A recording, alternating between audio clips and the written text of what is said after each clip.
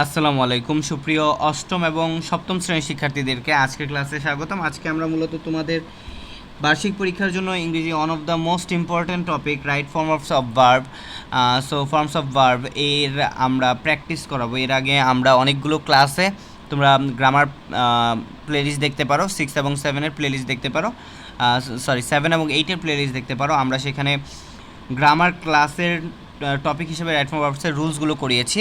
Right now আমরা তোমাদেরকে practice করাবো এবং প্র্যাকটিস আশা করি করলে তোমরা জিনিসটা বুঝতে পারবে এবং আমাদের রুলস অনুযায়ী তোমাদের এগুলো কমন পড়ে কিনা সেটাও বুঝতে পারবা। সো প্রথমেই আমরা 1 নম্বরে যাব, সেটা হচ্ছে দেখো যে বলছে complete the following text by using right form of verbs. So এইখানে তোমরা প্রথমেই দেখো most of the students of our country, এই যে এইখানে প্রথমে আসছে হচ্ছে most of the students of our country. Most of the students হচ্ছে প্লুরাল সাবজেক্ট, দ্যাটস ওয়াই আমি বলছিলাম প্লুরাল সাবজেক্ট হলে ভার্বটাও প্লুরাল হবে। সো এখানে ভার্বটা বি ভার্ব কি প্লুরাল হবে, তাহলে প্রথমটার অ্যান্সার হবে আর। বলো প্রথমটার অ্যান্সার কী হবে? আর। তাহলে আমরা এর অ্যান্সার পেলাম আর। দেখো expert in memorising their answer, they. They মানে হচ্ছে কি বলো? দে হচ্ছে এখানে কি বলো তো? দে হচ্ছে এখানে তোমার প্লুরাল, তাইলে প্লুরাল হইলে দে ড্যাশ। দেখো কি বলছে, তাহলে প্রথমটার অ্যান্সার আর তোমরা লিখে নাও। তারপর আমি অ্যান্সারগুলো লাস্টে দেখাবো, ঠিক আছে? তারপরেও তুমি লিখে নিতে পারো। তারপরে দে প্রিপেয়ার নোটস বাই দ্যামসেলভস, এইটা একটা রং কথা। তারা কি নিজেরা নোট প্রিপেয়ার করে? তাহলে দের পরে ডু নট, আবার ডাজ নট দিও না। আমি বলছিলাম প্লুরাল হলে কি বসে? প্লুরাল হলে অবশ্যই তোমার ডু বসে, তাইলে দে ডু নট। বলো কী হবে অ্যান্সার? They do not. আমি আবার বলতেছি অ্যান্সারটা কী হবে, বি এর অ্যান্সারটা কী হবে? They do not. তাইলে তোমরা বি এর অ্যান্সার লিখবা ডু নট, বি এর অ্যান্সার ডু নট, বি এর অ্যান্সার হবে do not. They do not prepare, they do not prepare, they do not prepare. তাহলে বি এর অ্যান্সার হবে ডু নট প্রিপেয়ার, প্রিপেয়ারই বসবে, কারণ ডু ভার্ব বসলে ভার্বের বেসিক ফর্ম বসে। তাহলে প্রথমটার অ্যান্সার হচ্ছে আর, আর দ্বিতীয়টার অ্যান্সার কি? Do not, do not prepare notes by themselves. They get them dash prepare by their tutors. They get them, তারা এটা পেয়ে থাকে। কে প্রিপেয়ার করে বলো তো? প্রিপেয়ার্ড বাই, যেহেতু মনে রাখবা যে বাই আছে তার মানে প্যাসিভ ভয়েস, ঠিক আছে? তাহলে প্যাসিভ ভয়েস হওয়ার কারণে মনে রাখবা যে ভার্বের সবসময় V3 মানে ভার্বের পাস্ট পার্টিসিপল বসে। তাহলে এই ক্ষেত্রে এই সি এর অ্যান্সারটা হবে, সি এর অ্যান্সারটা হবে প্রিপেয়ার্ড। বলো কি? প্রিপেয়ার্ড। বলো কি হবে অ্যান্সার? প্রিপেয়ার্ড। R E D. তাহলে বি এর অ্যান্সারটা, সি এর অ্যান্সারটা হবে প্রিপেয়ার্ড। তাহলে এর অ্যান্সার পেলাম আর। Most of the students of our country are expert in memorising their answer, they do not prepare notes by themselves, they get them prepared by their tutors. তারপরে দেখো দেয়ার টিউটর্স, এরপরে আমরা দেখব যে দেয়ার টিউটর্স, সি নাম্বারটা হইলো। এবার আমরা ডি নাম্বার দেখব।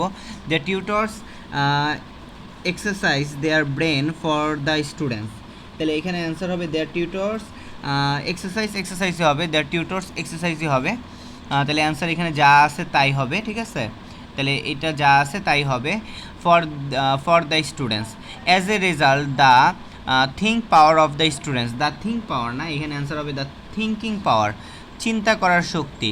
As a result the thinking power, answer কী হবে? Thinking, thinking. তাহলে আমরা অ্যান্সার লিখবো থিঙ্কিং। বলো কি? থিঙ্কিং। তাহলে অ্যান্সার হবে thinking.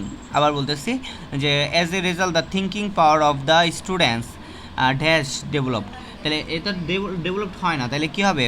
Students does not developed হবে, does not developed, does not developed, ঠিক আছে? Does not develop. সো আশা করি বুঝতে পারছো যে আমাদের এফ নাম্বারটা অ্যান্সার হবে ডাজ নট ডেভেলপড। তাহলে এবার খেয়াল করো, আমরা পরবর্তীতে যাই। সেটাই বলছে কি দেখো, as a result the thinking power of the students does not developed, ঠিক আছে?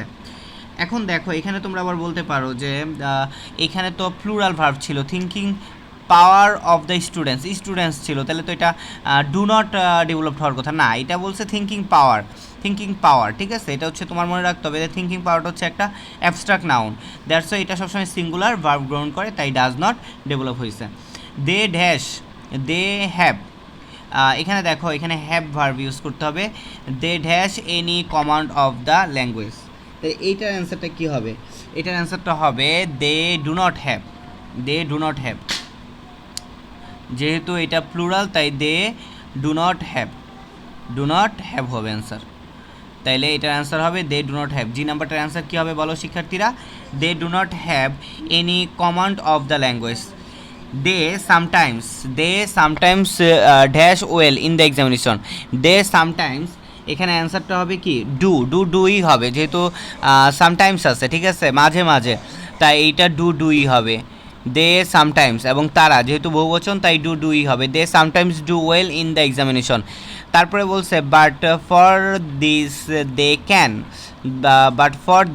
Can't claim any credit for this. এই যে ভালো মাঝে মাঝে করে এটার জন্য, but for this they can claim any credit of their own. তাহলে এটা অ্যান্সার কী হতে পারে? দে কী হতে পারে বলো? দে ক্যান আছে, তাহলে আর আমার ডু ভার্ব ইউজ করা লাগবে না। দে ক্যান নট বলো, দে ক্যান নট ক্লেম হবে, যে তারা আসলে কি করতে চায় না। যেহেতু ক্যান আছে, ক্যানের পরে আমার নট দিতে হবে, কারণ কি, কারণ তারা এইটা নিজেদের ক্রেডিট বলা চলে না, তাই নট দিতে হবে। আরেকটা বিষয়, যেহেতু ক্যান আছে, ক্যানের পরে অবশ্যই V1 বসে, সেই ক্ষেত্রে আমরা ক্লেমই রাখবো, any credit of their own. তাহলে this result help them in their later life. আসলে এটা তো আসলে কোনো কাজেই আসে না এই রেজাল্ট, তাহলে আমরা কি লিখবো? দিস রেজাল্ট যেহেতু সিঙ্গুলার তাই আমরা লিখবো ডাজ নট হেল্প। বলো কি লিখবো? ডাজ নট হেল্প আছে, হেল্পই লিখবো, ঠিক আছে, ডাজ নট হেল্প। সো আশা করি তোমরা এখানে কয় নাম্বার, এটা হচ্ছে যে নাম্বারটার অ্যান্সার বুঝতে পারছো। সো এক নাম্বারটা বুঝাইলাম, তো এক নাম্বারটা দেখো রুলস অনুযায়ী কিন্তু পড়ছে, আমরা যে রুলস করাইছি সবগুলো রুলস অনুযায়ী পড়ছে। তো আমরা এই এক নাম্বারটা তোমাদেরকে বলবো যে আমরা এখানে অ্যান্সারটা দিয়ে দিচ্ছি, তোমরা এই অ্যান্সারটা একটু দেখে নাও, মিলিয়ে নাও। এক নম্বর অ্যান্সারটা একটা স্ক্রিনশট নিয়ে নাও। আমরা এতক্ষণ যেহেতু বলছি, তো হইতে পারে যে না কিছু কিছু জিনিস তোমরা এখন মিস করে গেছে, তাই এক নম্বর যেটা বলছি এটার স্ক্রিনশটটা একটু নিয়ে নাও। সো এবার খেয়াল করো, আমরা এবার চলে যাব আমাদের 2 নম্বর প্রশ্নে, খুবই ইম্পর্টেন্ট 2 নম্বর প্রশ্নটা আমরা দেখব। 2 নম্বর প্রশ্নটা আজকে দুইটাই করব, মূলত প্রতিদিন দুইটা করে করার চেষ্টা করব, বা প্রতি ভিডিওতে দুইটা করে করার চেষ্টা করব। The Arabs not like the teaching of Hazrat Mohammad সাল্লাল্লাহু আলাইহি সাল্লাম। দেখো এটা তো যেহেতু পাস্ট টেন্সের একটা কাহিনী, তাই দ্য আরবস কী হবে? Did not. কী হবে বলো? Did not. শুধু নট হবে না, ডিড নট হবে, শুধু নট হয় না। যখন শুধু নট আসলে কখন ইউজ হয়? যখন একটা অক্সিলারি ভার্ব দেওয়া থাকে তখন ইউজ হয়, যেমন ক্যান দেওয়া ছিল তাই নট ইউজ করছি। তাহলে এখন তো আমার এখানে অবশ্যই নট ইউজ করতে হইলে ডিড আনতে হবে, তাইলে ডিড নট কী হতে পারে অ্যান্সার? ডিড নট বলো লাইক, ডিড নট লাইক, আর লাইক যেহেতু আছে ডিড নট লাইক, তাহলে এর answer the Arabs did not like the teaching of Hazrat Mohammad সাল্লাল্লাহু আলাইহি সাল্লাম। সো এরপরে প্রথমটা শেষ হলো, এরপরে বলছে দে সেইড মুহাম্মদ সাল্লাল্লাহু আলাইহি সাল্লাম স্পিক আছে ইল অফ আওয়ার গডস। তাহলে এইখানে দেখো, এখানে আসলে কি আছে? দে সেইড, তারা বলতো যে মোহাম্মদ সাল্লাল্লাহু আলাইহি সাল্লাম কী করতো? স্পিক্স। এইখানে ভাই এটা যেহেতু তোমার মনে রাখতে হবে যে দে সেইড, এটা যেহেতু একটা কী বাক্য? প্রত্যক্ষ বাক্য, ডিরেক্ট, তাই তো? ডিরেক্ট একটা কি তাদের কথাটা তুলে দিছে, তাই উই টেন্সেই বসবে। তাহলে মোহাম্মদ সাল্লাল্লাহু আলাইহি সাল্লাম তাদের কথাটা যেহেতু উক্তি করছে, তাই তখন তারা যেই টেন্সে কথাটা বলছিল সেই টেন্সেই আমাকে বসাতে হবে। তাহলে কী হবে? মোহাম্মদ সাল্লাল্লাহু আলাইহি সাল্লাম যেহেতু আমরা এখানে জানি থার্ড পারসন সিঙ্গুলার নাম্বার, একজন ব্যক্তি, সেহেতু আমরা এখানে বসাবো স্পিক্স। বলো কি বসাবো? স্পিক্স। এস যুক্ত করব। কি যুক্ত করব? স্পিকের সাথে এস যুক্ত করব। Speaks ill of our gods, মানে তারা বলতো যে মোহাম্মদ সাল্লাল্লাহু আলাইহি সাল্লাম আমাদের স্রষ্টা সম্পর্কে খারাপ কথা বলে। উই, তারা কি বলতো? উই ড্যাশ কিল হিম, এটাও কিন্তু উই একই টেন্সে হবে, অর্থাৎ এখানে দেখো একটা জিনিস কি, তারা বলতো কি যে উই ড্যাশ কিল হিম, তাহলে আমাদের এখানে হইতে পারে যে উই উইল কিল হিম, আমাদের উচিত তাকে মেরে ফেলা, বা আমাদের উচিত না, আমরা তাকে মেরে ফেলবো, অথবা এরকম হইতে পারে উই শুড কিল হিম, তাহলে আমাদের উচিত তাদের মেরে ফেলা, তাহলে শুড কিল হিম দিলে সুন্দর লাগে, শুড কিল হিম। তাহলে আমরা এখানে অ্যান্সার লিখব we should kill him, our gods will then be pleased. তাহলে আমাদের স্রষ্টা খুশি হবে, এটা ছিল তাদের উক্তি। এই পর্যন্ত তাদের উক্তি, ইনভাইটেড কমা শেষ করলাম। তাহলে সি নাম্বার অ্যান্সারটা আমরা দিলাম কি? শুড কিল। এরপরে খেয়াল করো, সো মেনি অফ দ্যাম, এরপরে দেখো আমরা একটু দেখি, এরপরে আমরা আবার নিজেদের ভাষায় চলে আসলাম। সো মেনি অফ দ্যাম, এখন তো আবার পাস্ট টেন্সে, তাই না? এখন আবার past tense, so many of them কি ট্রাই হবে নাকি বলো? ট্রাইড হবে, ট্রাইড হবে। So many of them tried, TRIED, tried. So many of them tried, এটা আমাদের D number answer. Many of them tried to kill him. One day the prophet sallallahu alaihi wasallam sleep at the foot of a tree.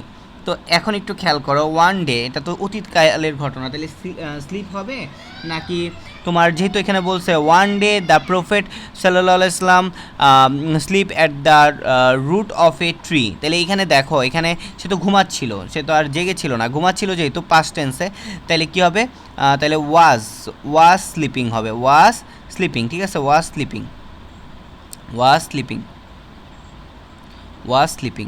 আশা করি বুঝতে পারছো যে কেন was sleeping বসছে, was sleeping. তাইলে আমাদের এখানে ডি নাম্বারটার অ্যান্সার, ই নাম্বারটার অ্যান্সার কী হবে? Was sleeping. ই নাম্বারটার অ্যান্সার লিখে নাও, ওয়াজ স্লিপিং। ই নাম্বারটার অ্যান্সার কি? Was sleeping. আচ্ছা, স্লিপিং বানানটা একটু ঠিক করে নাও, ওয়াজ স্লিপিং। হ্যাঁ, ই নাম্বারটার অ্যান্সার হবে ওয়াজ স্লিপিং। আশা করি বুঝতে পারতেছ।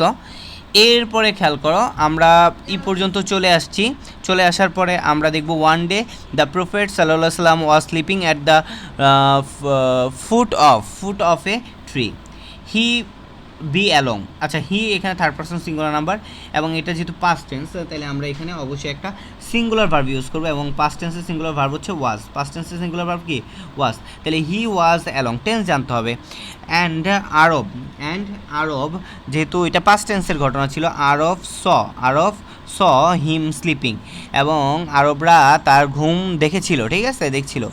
তো এবার খেয়াল করো, হি কি হতে পারে? Come to him with a big sword in his hand. আচ্ছা, এইখানে একটু ভুল থাকতে পারে। হ্যাঁ, এইখানে ভুলটা কি? আসলে হি হবে না, এটা মনে হবে দে, ঠিক আছে? এটা একটু ঠিক করে নাও, দে। তারা আসছিল কি? তারা কেম হবে, কেম যেহেতু এসেছিল, ঠিক আছে? কেম হবে, V2 হবে, দে কেম। তাহলে এটার অ্যান্সার হবে, এইচ নাম্বারটার অ্যান্সার হবে কেম। আমি বলতেছি কেম, CAME, কেম। তারপরে কেম টু হিম, তারপরে দেখো হি ট্রাই আউট, ফাইন।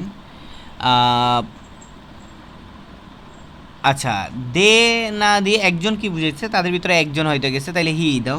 তারপরে হি কি করতেছিল তখন? যেহেতু পাস্ট টেন্স ছিল, ক্রাইড হবে, অতীতকাল ছিল, ক্রাইড। তাহলে হি ক্রাইড আউট মোহাম্মদ সাল্লাল্লাহু আলাইহি সাল্লাম, মোহাম্মদ সাল্লাল্লাহু আলাইহি সাল্লাম কী হবে? এখানে যেহেতু একটা উক্তি করছে, সরাসরি উক্তি, এই যে এতটুকু পুরোটা সরাসরি উক্তি, তাইলে মোহাম্মদ সাল্লাল্লাহু আলাইহি সাল্লাম কে বলতেছে এখানে বলছে তোমাকে তো মেরে ফেলবো, তাহলে তোমাকে কে রক্ষা করবে? তাহলে হু উইল, কী হবে? হু উইল সেভ, যেহেতু উইল আছে, তাহলে হু উইল সেভ ইউ নাও। আশা করি তোমরা বুঝতে পারছো, 2 নাম্বারটাও বুঝতে পারছো। তারপরে 2 নাম্বার অ্যান্সারটা আমি একটু ইন ডিটেলস দেখায় দিই, যেন তোমাদের সুবিধা হয়। 2 এর অ্যান্সারটা ইন ডিটেলস দেখায় দিই। এই যে 2 এর অ্যান্সারটা দেখে নাও, 2 নাম্বার আমরা যেটা পড়লাম সেটার অ্যান্সারটা ইন ডিটেলস একটু দেখে নাও। সো এইটা ছিল আমাদের রাইট ফর্ম ভার্বসের আজকের ক্লাসের 1 আর 2 নম্বর প্র্যাকটিস। আমরা এরকম ধারাবাহিকভাবে রাইট ফর্ম ভার্বসের প্র্যাকটিস নিয়ে হাজির হব। সে পর্যন্ত ভালো থাকো, সুস্থ থাকো। সবাইকে জানাচ্ছি আজকের মতো বিদায়। আল্লাহ হাফেজ।